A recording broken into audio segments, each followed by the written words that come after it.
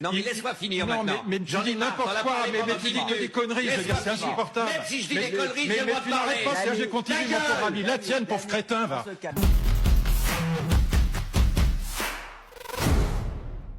C'est qu'ils ont perdu cette guerre parce que leur armement était inférieur. Et ça, c'est ce qu'on ne dit absolument pas. Parce que ce dont on s'est rendu compte, c'est que l'armement des Russes était bien meilleur que l'armement des Américains. Dans l'artillerie, dans les drones, dans les hypersoniques. C'est-à-dire que les Russes ont aujourd'hui des hypersoniques, des missiles, qui vont à 10 fois la vitesse du son et qui peuvent vous couler les 12 porte-avions américains en 5 minutes.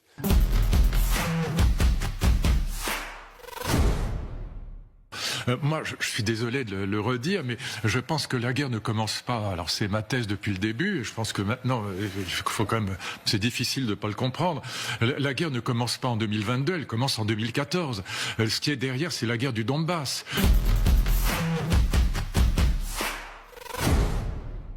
Macron, en fait, c'était un type bien, mais la présidence l'a rendu fou.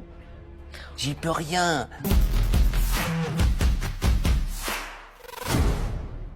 Je dirais, ça leur arrive tout le temps. Ils n'en ont pas gagné une depuis la guerre de Corée, qui était un match nul. Mais ils ont perdu la guerre en Ukraine. Je crois que tout le monde est d'accord là-dessus. Et pour la première fois, il y a quelque chose qui s'est passé d'extraordinaire. C'est-à-dire que les États-Unis ont perdu le leadership militaire. Et qu'ils ne peuvent plus protéger les autres. Et c'est ce qu'a dit en toutes lettres Vance à Munich. Il a dit, les gars, on ne peut plus vous protéger, démerdez-vous. Démerdez sich. On ne peut plus vous protéger, on n'a plus la capacité militaire de vous protéger. Donc, abandon en race campagne de l'OTAN. Ça me paraît déjà un truc assez important. Mais ils ne peuvent pas faire autrement. La deuxième chose qui se passe, dont on parle assez peu, c'est que cette guerre a amené la Russie à vendre son pétrole aux Indiens en roupies. Ils ont cassé le monopole de paiement du pétrole en dollars qui existait depuis 1947, l'accord entre l'Arabie Saoudite et les États-Unis sur le destroyer américain, là.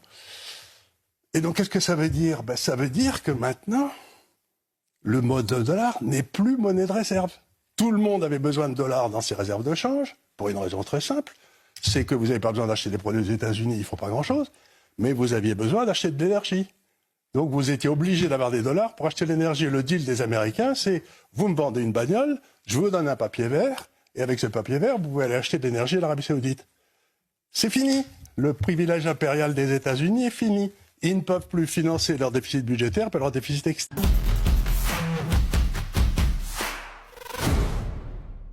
Et la guerre du Donbass, elle fait pratiquement 15 000 morts, dont 5 ou 6 000 civils massacrés de manière abominable par des bataillons privés comme le bataillon Azov.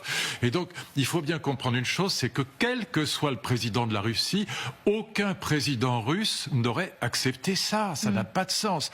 Et encore une fois, pardon de le dire, je sais que ce sera très mal pris, mais la chance pour les Ukrainiens, c'est que ce soit plutôt Poutine que Medvedev. Medvedev aurait été 1000 fois pire que Poutine. Oui, effectivement, je suis pas sûr que les Ukrainiens... Medvedev ne cesse de dire si j'étais à la place de Poutine, il l'a dit 50 fois, j'aurais utilisé l'arme à neutrons, j'aurais utilisé le nucléaire tactique et il l'aurait fait. Mais est-ce que vous voyez dans les propos récents de Zelensky un bouger? Il parle de l'imprévisibilité de Donald Trump qui pourrait mettre fin à cette guerre. Évidemment. Il pourra mettre autour d'une table ces deux acteurs. C'est inévitable. Vous savez, on va passer les 600 000 morts. Moi, j'ai un ami général qui me disait on est plutôt autour d'1 million de morts. Pour rien, pour rien, pour rien. Tous ces gens qui disaient l'Ukraine va gagner la guerre, elle est perdue pour l'Ukraine. Elle est perdue, perdue, perdue. Donc, vous savez que ce type de propos et ce type de position n'est pas entendu par certains. Surtout pas ici, mais bon, peu importe, c'est quand même la vérité. On disait il y a 2 ans, j'entendais partout, la contre-offensive ukrainienne, ils vont gagner. Ils ont perdu la contre-offensive. Maintenant, le Donbass est occupé par la Russie, et donc l'enjeu, c'est de sécuriser, c'est d'accorder une sécurité à l'Ukraine, en tout cas à ce qui restera de l'Ukraine, le plus possible, moi je le souhaite, mais c'est d'accorder une sécurité, une réelle sécurité à l'Ukraine, mais aussi à la Russie. Avec des Ukrainiens qui bougent aussi dans leur opinion publique. Et regardez la désertion. Sont prêts aussi à faire des concessions territoriales. C'était 26% en février 2024, il y a un an. Mais bien sûr que oui. Et tous ces jeunes Ukrainiens qui partent à la guerre ne veulent plus partir à la guerre. Comment voulez-vous qu'ils aient envie de partir à cette guerre qui est perdue dans les territoires du Donbass, en tout cas. Et donc, il faut dire la vérité, c'est pas la peine de tourner autour du pot. La question aujourd'hui, c'est de sécuriser le territoire ukrainien, donc tel que la négociation avec la Russie sous l'égide de Donald Trump le définira. C'est de sécuriser au maximum ce territoire ukrainien, mais aussi de renoncer à massacrer Écoutez, lisez le livre d'Edgar Morin. Edgar Morin n'est pas un fasciste. Bon, et il dit il faut absolument que l'Ukraine accepte de renoncer, de massacrer les russophones du Donbass. Enfin, c'était délirant cette guerre du Donbass. On envoyait une dizaine de milices privées pour aller massacrer les russophones qui s'étaient déclarés dans le Donbass république séparatiste autoproclamée. Et là, on est dans les années 2014. 2014, ça commence en 2014, mais ça n'a pas changé. Et donc, évidemment que la Russie récupère ces territoires peuplés majoritairement, ils étaient peuplés majoritairement de russophones. Et je rappelle toujours que la première décision sur la place Maïdan en 2014, c'est de déclasser la langue russe, de dire c'est plus la langue officielle. Mais les mecs là-bas, à l'est, au sud, ils ne parlent que le russe. Et la langue, ça touche au cœur. Ils parlent le russe au bistrot, en famille, en regardant la télévision. Bon, et dire c'est plus la langue officielle, mais on peut pas faire plus bête. Donc toute cette histoire, cette guerre ne commence pas en 2022, elle commence en 2014. Et il faut qu'on trouve maintenant une solution. Malheureusement, l'Union européenne s'est mise dans la roue de Joe Biden. Heureusement, on a un autre président aujourd'hui, en tout cas heureusement là-dessus.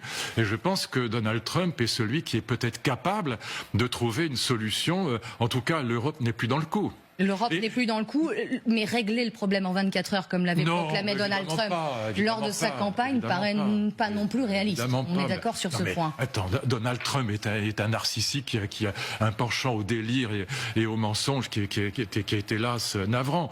Mais néanmoins, aujourd'hui, ça n'est plus l'Union européenne, ce sont les États-Unis de Trump qui sont capables de régler le problème. Et surtout que, on a cette affaire de gaz russe qui n'arrivera plus.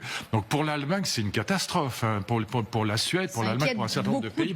Européens, pour beaucoup de pays européens, notamment les pays de l'Est, donc ça va aussi les faire changer d'avis. Mais tout ça est absurde. Cette guerre est la plus bête de toute l'histoire des guerres. Voilà. Et donc il faut qu'on en sorte en protégeant donc ce qui restera de l'Ukraine après la négociation. Je n'en sais rien, mais le plus possible sera le mieux, évidemment. Et on ne peut que souhaiter ça, mais protéger aussi protéger l'Ukraine, c'est aussi protéger une conférence sur la sécurité en Europe, c'est aussi protéger la Russie. Mais pour le moment, les contacts avec Vladimir Poutine sont quasi inexistant. Non, bien sûr, mais pour l'instant, Trump a vu Zelensky bien sûr, à Paris. Mais bien sûr, tant que Trump n'est pas installé au pouvoir, tout le monde a intérêt à avoir la position de force la plus puissante pour que la négociation se fasse pour chacun des deux dans les meilleures conditions possibles.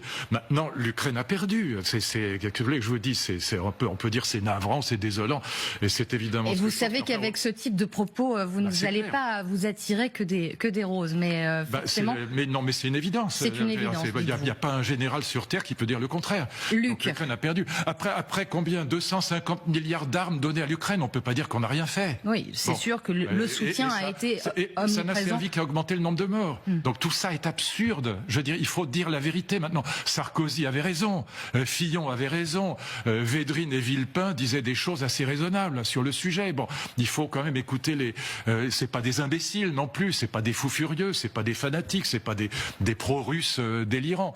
C'est juste, cette guerre est idiote et on va arriver à 600-700 000 morts, encore une fois, pour rien.